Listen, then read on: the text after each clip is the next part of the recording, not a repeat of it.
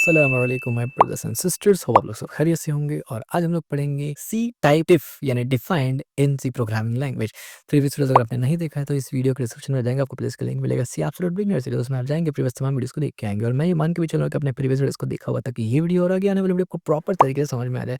और इसी वीडियो के डिस्क्रिप्शन में आपको एक और प्लेलिस्ट का लिंक मिलेगा, सी अल्टीमेट सीरीज। उसमें अगर आप जाएंगे तो सी का जितना भी थियोरेटिकल एस्पेक्ट है हमने वो कवर किया वहाँ पर, तो आप जाएंगे दोनों वीडियो को देखेंगे और दोनों चैनल को सब्सक्राइब भी कर देंगे। तो शुरू करते हैं before wasting any time. C type def, अब ये होता क्या है? अब ये यूनियन और एक स्ट्रक्चर वगैरह से बिल्कुल डिफरेंट टॉपिक है। ये बेसिकली एलियस है, नेमिंग एलियस। अब आप बोलेंगे नेमिंग एलियस क्या होता है? अगर आपको पता है नेमिंग एलियस क्या होता है तो आप बोलेंगे ओ हो समझ में आ गया। लेकिन अगर आपको नहीं पता तो this is the time to learn. और ये जो एलियस का कॉन्सेप्ट है, नेमिंग एलियस का कॉन्सेप्ट है, ये दुनिया का हर प्रोग्रामिंग लैंग्वेज में लगभग आपको मिल जाता है। ठीक है, ये होता क्या है? Create custom type name in C programming language. यानी आपको पता है सी प्रोग्रामिंग लैंग्वेज में हर एक कीवर्ड होता है, राइट? जैसे कि इफ कीवर्ड है, फॉर कीवर्ड है, स्ट्रक्ट कीवर्ड है। आप उस कीवर्ड को अपना नाम दे सकते हैं। यानी फॉर एग्जांपल अगर मैं इफ लिखता हूं तो कंप्यूटर को समझ में आता है, यानी सी को समझ में आता है कि इफ का मतलब इफ एल्स चलाना है। लेकिन मैं इफ को अगर कुछ और लिख देता हूँ, एलियस दे दूं, तो उस नाम से हम उसको इस्तेमाल कर सकते हैं। ठीक है, फॉर एग्जांपल यहाँ पर learn how to make your code more readable and maintainable. ठीक है, व्हाट यू विल लर्न, आप क्या इसमें सीखेंगे? व्हाट इज डिफ यानी type def and how to work, और ये कैसे काम करता है। दूसरा, benefit of using type def in your code, type def with structure और नेस्टेड स्ट्रक्चर। ये चारों चीजें हम लोग देखेंगे, यानी टाइप डिफ काम कैसे कैसे करता है अलग अलग सिनेरियो में। नाउ व्हाट इज टाइप डिफ? भाई ये होता है क्या है? Type diff keyword let you create a new name and alias for an existing type. This can make complex declaration easier to read and your code easier to maintain. यानी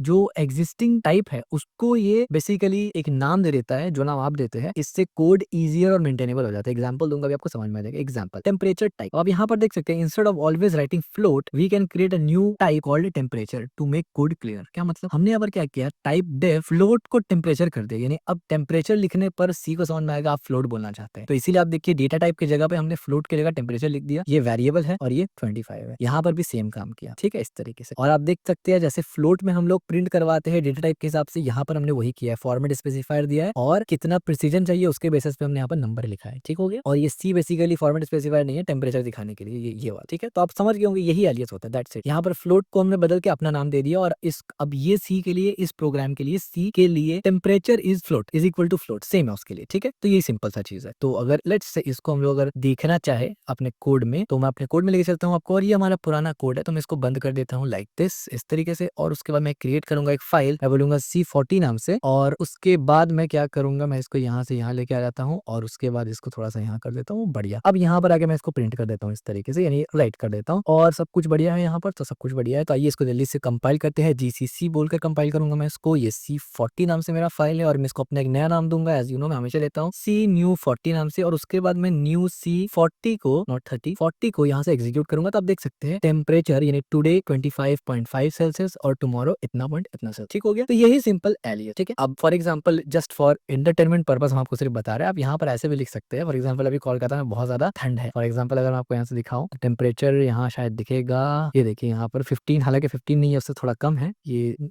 refresh नहीं हुआ होगा, तभी काफी ज्यादा टेम्परेचर यहाँ पर है। तो मैं ऐसे लिख सकता हूँ ठंड, मैंने यहाँ ठंड लिख दिया। ठीक है, लाइक दिस ठंड। अब क्या होगा, मैं सॉरी मैं इसको बंद करता हूँ और टेम्परेचर की जगह में जाके ठंड लिख देता हूँ। तो आप देख सकते हैं अब ठंड का मतलब फ्लोट है। ठीक है, अब ठंड का मतलब फ्लोट होता है। अगर मैं इसको कंपाइल करूँ और इसको एग्जीक्यूट करूँ तो सी को कोई दिक्कत नहीं है चलाने में, क्योंकि सी प्रोग्रामिंग लैंग्वेज अब ये मान के चलेगा कि भाई ये ठंड वर्ड है एग्जैक्ट इसी तरीके में। यानी अगर मैं इसको छोटा बड़ा केस सेंसिटिव चेंज कर दूं तो ये बदल जाएगा। ठीक है, इसको एग्जैक्ट सेम होना चाहिए। तो जब एग्जैक्ट उसको ऐसा वर्ड दिखेगा ठंड, वो बोलेगा इसका मतलब फ्लोट होता है। भाई डेटा टाइप है, इसका मतलब फ्लोट होता है। ठीक है, तो जस्ट समझाने के लिए मैंने ये किया। ये गलती करना मत, ऐसा अपना रियल कोड बेस में ये सब मत कर देना, ठंड और गर्म, या इवन आप तो टेम्परेचर वगैरह भी इस्तेमाल मत करना। क्योंकि ये सब चीज आपको जब आप कोई कंपनी में काम करेंगे ना, तो वहां पर पूरा एक स्ट्रक्चर बनता है कि काम किस तरीके से होगा, कोड कैसे लिखा जाएगा, ताकि गिटहब वगैरह पे जब उसको मर्ज किया जाए ना तो गड़बड़ ना हो। तो वो लोग अगर बताएंगे तो एलिस इस्तेमाल करिए, अदरवाइज आप प्रैक्टिस करने के लिए एलिस इस्तेमाल कर सकते हैं। बट नॉर्मल प्रोजेक्ट कोड में भी आप एलिस ना ही इस्तेमाल करें तो मेरा रिकमेंडेशन है। बाकी अगर आप चाहे तो कर सकते हैं, अगर आपको कंफ्यूजन नहीं होता है तो फिर आप कर सकते हैं, कोई भी दिक्कत नहीं है। ठीक है, प्रैक्टिस के लिए तो आपको करना ही पड़ेगा, इसलिए तो मैं आपको पढ़ा रहा हूँ। ठीक है, इतना सिंपल है, बस यही एलियस होता है। अब एलियस लिखना आ गया और ऐसे ही लिखा जाता है, मतलब इसमें और कुछ है नहीं। लेकिन मैं आपको और एग्जांपल जरूर दिखाना चाहता हूँ जिससे आपको समझ में आएगा कि एलियस क्यों इंपॉर्टेंट है। ठीक है, here template just an another name of float, however the code more expressive, it tells us that these numbers are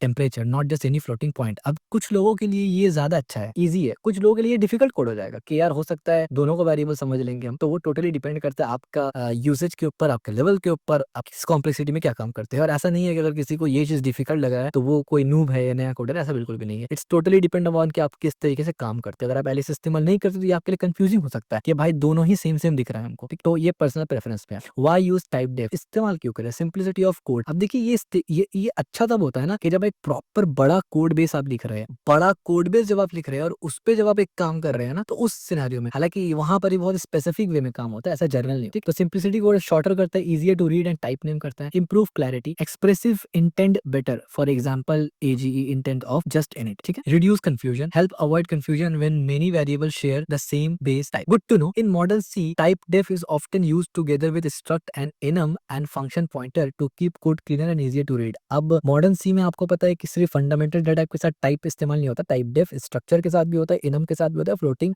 function pointer के साथ भी होता है। फंक्शन पॉइंटर हम लोग ऑलरेडी देख चुके हैं, तो आप समझ गए होंगे वहां पर आप टाइप कैसे करके चेंज कर सकते हैं। स्ट्रक्चर में भी देख चुके हैं, बट इसका एग्जांपल देख लेंगे। enum अब तक हम लोगों ने नहीं पढ़ा, ये क्या होता है, ये हम लोग आगे पढ़े, ठीक हो गया? Pro tip, use type def can make your code more self documenting. When someone read temperature today, they immediately understand the purpose of the variable compared to floating to float today. मतलब यहाँ पर ये है कि simple सी बात है, अगर आप अच्छे कोडर है, अच्छे प्रोग्रामर, अच्छे लेवल पे लिख रहे हैं तो ठीक है, अदरवाइज नॉर्मली जब आप टेम्परेचर लिखेंगे और उसके बाद टुडे लिखेंगे, तो एक नॉर्मल सी प्रोग्रामर्स अगर आप पूछेंगे, जो बिगनर है वो इंट बोलेगा, वो फ्लोट नहीं बोलेगा, क्योंकि उसको अंडरस्टैंडिंग नहीं है टेम्परेचर क्या होता है, वो फ्लोट में आएगा किसमें। आप प्राइस का पूछेंगे तो वो फ्लोट नहीं बोलेगा, इंट बोल देगा, क्योंकि लोगों के दिमाग में न्यूमेरिक नंबर जैसे आते हैं पहले इंट बोल देते हैं। तो इसीलिए आपको प्रैक्टिस होना चाहिए और आपको पता हो, ठीक है? इसके बाद टाइप डेफ विद स्ट्रक्ट। अब स्ट्रक्चर के साथ कैसे इस्तेमाल होता है, देखिए यहाँ पर स्ट्रक्चर विदाउट स्ट्रक्चर अगर हम बनिए तो स्ट्रक्ट कीवर्ड इस्तेमाल करना पड़ा, कार लिखना पड़ा, और यहाँ पर ब्रांड और ये लिखना पड़ा। जब हमने टाइप डेफ इस्तेमाल किया तो टाइप डेफ उसके बाद हमने स्ट्रक्ट लिख दिया, एंड में जाके हमने कार का नाम लिख दिया। अब आप बोलेंगे भाई एंड में लिखो पहले लिखो, बात तो एक ही है। नहीं, बात एक नहीं है, जब इस्तेमाल करेंगे तब फर्क हो जाएगा। यहाँ पर आप देख सकते हैं हमने स्ट्रक्ट लिखना पड़ा, कार लिखना पड़ा, कार 1 लिखना पड़ा और फिर असाइन किया, स्ट्रक्ट कीवर्ड का जरूरत पड़ा। जबकि यहाँ पर डायरेक्ट मैंने कार और कार 2 डायरेक्ट कॉल किया और इंस्टेंस बनाया और इस्तेमाल कर लिया, ठीक है? तो ये शॉर्ट है, दैट्स इट, इतना ही डिफरेंस है। इसके बाद मल्टीपल कार्स मॉडल में भी आप इस्तेमाल कर सकते हैं। फॉर एग्जांपल आप यहाँ पर देख सकते हैं हमने स्ट्रक्ट डेफ से इस्तेमाल किया, ब्रांड, मॉडल, एयर और कार। तो आप देखिए बार बार यहाँ पर स्ट्रक्ट नहीं लिखना पड़ा हमें, हम डायरेक्ट कार लिख रहे हैं और कार 1 कार 2 इस तरीके से काम करें, ठीक है? तो ये एक सिंपल सा रीजन था कि या तरीका था कि कब कब इस्तेमाल कर सकते हैं nested struct with def, typedef. Nestedly आप इसको इस्तेमाल कर सकते हैं, यहाँ पर भी क्लीन हो जाता है। कैसे करके, आप देखिए टाइप डेफ बनाया हमने यहाँ पर ये दोनों बनाया और इसका नाम ओनर रख दिया। अब नीचे में जब हमने ओनर को कॉल किया ना, तो सिर्फ हमने ओनर और उसका इंस्टेंस बना दिया यहाँ पर ओनर, ना कि स्ट्रक्ट को इस्तेमाल किया। Same as